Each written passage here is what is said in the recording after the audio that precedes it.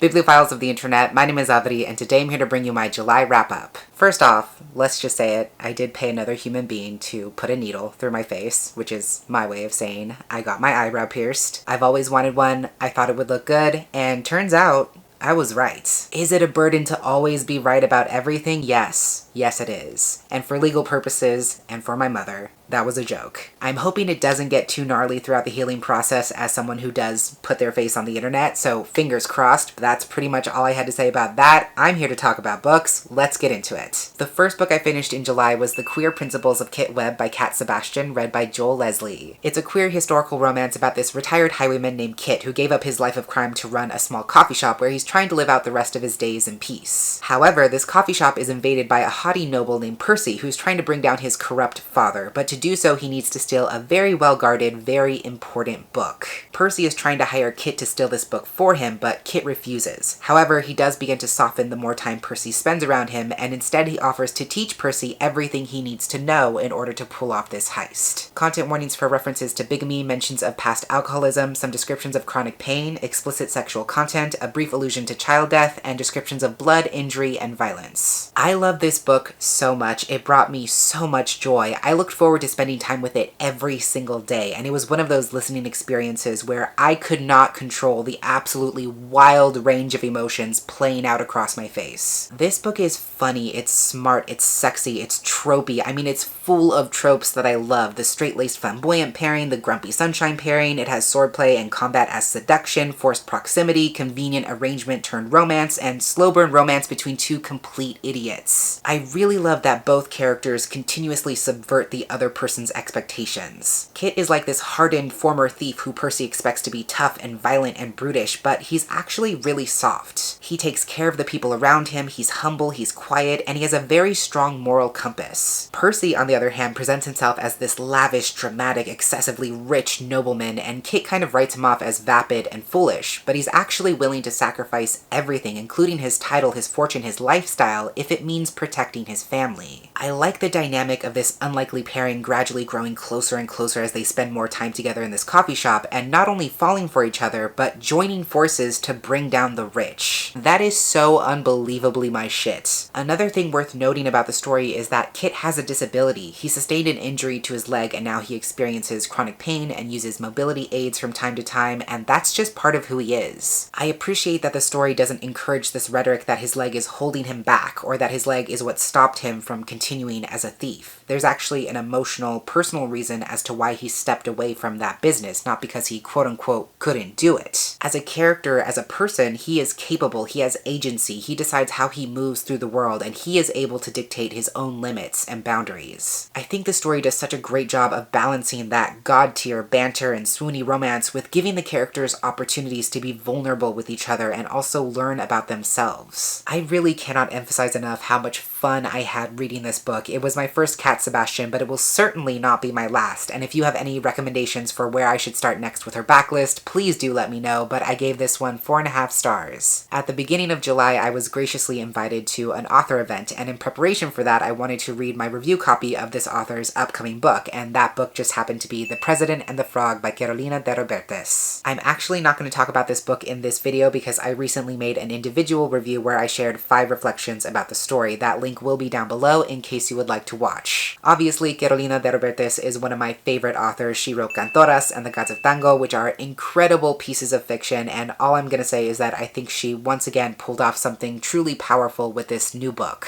After that, I was trying to get through some older arcs for books that have definitely already come out. Oops. And the first of those was Well Played by Jen DeLuca, and I listened to the audiobook through my library, and that was read by Brittany Presley. Well Played is the companion/sequel to Well Met. I believe it's going to be a trilogy, and what pulls this trilogy together is that they're adult romances set against the backdrop of a Renaissance fair. This one follows Stacy, who was Emily's fellow bar wench in the first book. Every summer at the fair, she has this no-strings-attached arrangement with a guy named Dex, who's kind of a player and notorious for dating a ton of people all across the fair circuit. When Stacy takes a chance on sending him an email telling him how she really feels, she's surprised when she gets a really tender, thoughtful response back. They continue getting to know each other this way over the off-season, and when the fair comes back to town, Stacy might actually find out that the person she's been corresponding with and falling for is not actually Dex. Content warnings for some exploration of internalized fatphobia, brief references to chronic illness, and explicit sexual content. I gotta say, I was kind of disappointed with this one, and that's surprising to me because I still think very fondly of Well Met, and I think of it as a really memorable adult romance, but this one for me just wasn't able to quite hit that same mark.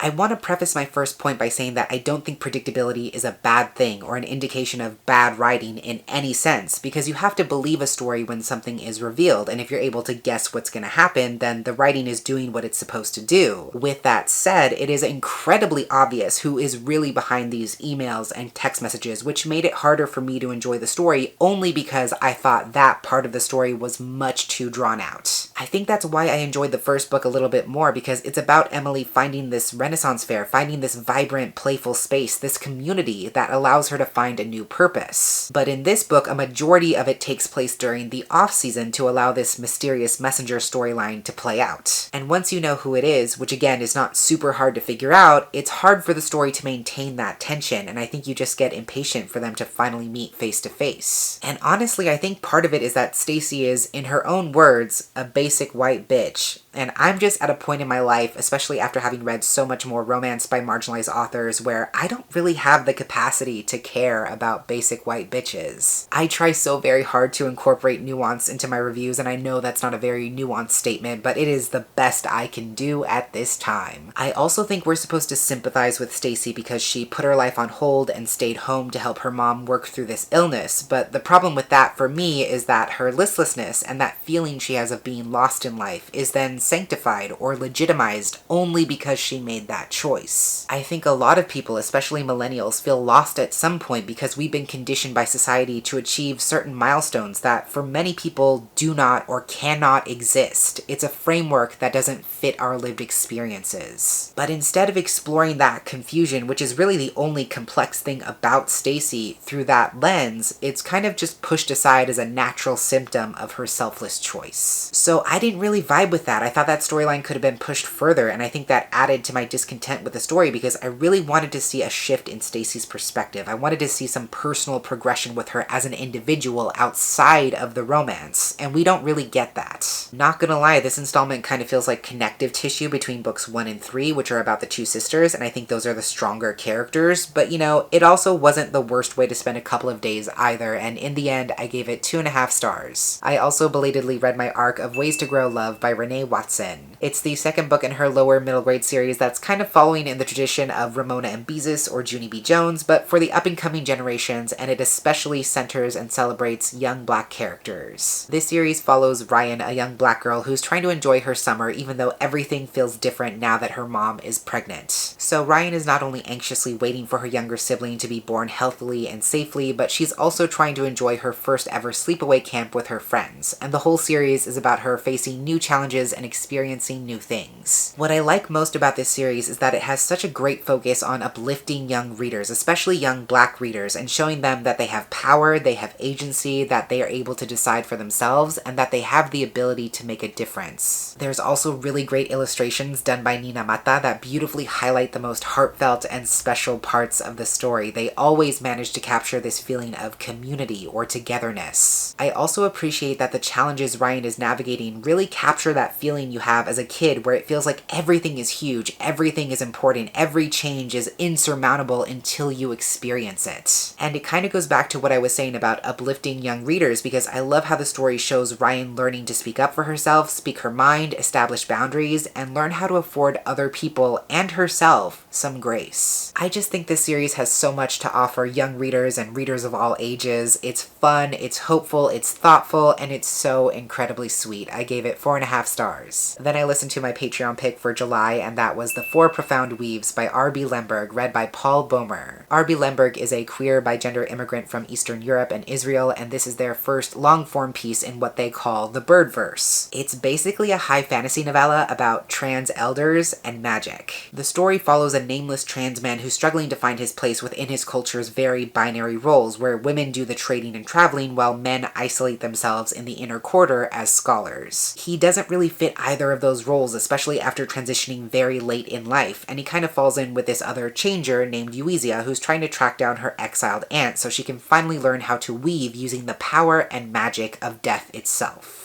Content warnings for transphobia, misgendering, and dead naming, death, blood, graphic violence, and descriptions of injury, and some scenes containing beating and physical assaults. First, I have to show some love to Maya from Maya Reads, who recommended this book to me in the first place. You were absolutely 100% correct. And I believe she has a short video review for this one as well, which I will link down below. This story has some of the most nuanced commentary on transition and the connection between transness and isolation that I have ever read in a book. Our main character uses the temporary name of Nen Sasair, and that's how I'm going to refer to him for this review, but I really appreciate the exploration of the disconnect he feels with his own culture, which separates him even though there is technically a framework for his existence. In this world, trans people are known as changers, and there are forms of magic, ceremonies, and rituals that facilitate this change. And even though the language and magic exists, changers are still not accepted. And the fact that both of these main characters transition well into their adulthood is really important, not only because it's a valid and common experience that we rarely get to see represented, but because that also allows the story to explore feelings of grief that often come with transness. And I don't mean a sense of regret about transitioning, but rather how you are haunted by the beliefs, norms, and behaviors that were socialized into you for a majority of your life, that you're expected to suddenly ignore or reject. For Nen Sasair, he's grown up being welcome in certain spaces, being allowed to do certain things, or even perform certain kinds of magic, and after undergoing his change, he's expected to simply walk away from those things. He often finds people telling him, if you don't stop going to these places or doing this kind of magic, people will never see you as a man, when the fact of the matter is that gender cannot be boiled down to something as simplistic as behavior or appearance. As trans people, we don't often get to grieve being forced away from the people we were raised to be. We don't talk about being forced to reject parts of ourselves in hopes of being accepted as something else. And Nen Sasair is resisting that by refusing to deny the fullness and complexity of his lived experiences just to conform to unreachable standards. And both of these characters are ultimately searching for acceptance, absolution, and validation from people and institutions that actively harm them over and over again. And that's kind of the crux of the story, asking yourself, why am I willing to discard myself in order to get where I want to be? What is stopping me from finding a way to do this on my own terms? Another important facet of the story is the connection between journeys and hope, because all journeys, whether they be emotional, mental, spiritual, or physical, are undertaken with hope, in hopes that you get to a different place, that you learn something about yourself, or that something changes. You don't embark on a journey because you think that point B is going to leave you worse off than where you started. You embark on a journey because something needs to change. And change is a complex, vital, immutable part of life for every single person who exists. This is one of those stories that I'm never going to do justice no matter how much I talk about it. It is so beautifully imagined and written as well, and just a really incredible fantasy adventure. Suffice to say, I loved it and I gave it 5 stars. Then this author reached out to me to see if I'd like to review their book, and I did, so I read my e-arc of Like a Love Song by Gabriela Martins. Gabriela is a Brazilian author, and this is her debut YA romance book about a Brazilian-American pop star named Nachi, whose popularity sort of tanks after her boyfriend publicly breaks up with her on live television during an awards show seconds before she has to make an acceptance speech. The entire thing goes viral online overnight, so to save face, her publicity team suggests that she gets a new pretend boyfriend, and they get in touch with an up-and-coming British indie movie star named William, who accepts the contract. Content warnings for some explorations of racism, toxic relationships, and online harassment relating to fandom specifically, and a brief mention of parental estrangement. First of all, if you tell me a book has a Latinx main character, a fake dating plotline, and a soft bisexual male love interest, it's not a question. I am going to read it. I enjoyed this book so much and I got so much out of it, and this will be announced by the time you see this, but I actually got to record a one-on-one conversation with Gabriela talking more about this story in depth, and I can't wait for y'all to see that. Not only does this rom-com have my favorite trope, which is fake dating, but it's my favorite kind of rom-com that balances romantic shenanigans with incredible social commentary. Above everything else, I think this story really speaks to the rampant ethnocentrism prevalent in the US, US and the globalization of American standards, ideals, and norms. Like I said, Nachi is a Brazilian-American pop star. She is internationally famous, and the story explores how she has internalized these American ideals to the point of erasing her own culture and identity in the hopes of achieving success. There is this prevalent belief in the entertainment industry that being embraced by American audiences specifically is the ultimate success. If you've made it in the US, then you've made it, period, because the US has such a strong influence over what the rest of the world sees as popular. That insight is what takes this fake dating plotline to the next level, because it's another layer of falsehood for Nachi. She already straightens her hair, waxes her hair, sings only in English, actively works to hide her accent. So pretending to have a boyfriend is just another thing she's presenting about herself that is fake. There's a great parallel there in how she's navigating her place in the spotlight and how she's internalized these ideals about what is good and desirable and then inflicts that back on the people around her, including William. He is definitely a soft love interest who's very genuine, very likable, very wholesome, and he has a completely different outlook on fame where he doesn't want to compromise his love of acting or even his privacy just for the spotlight.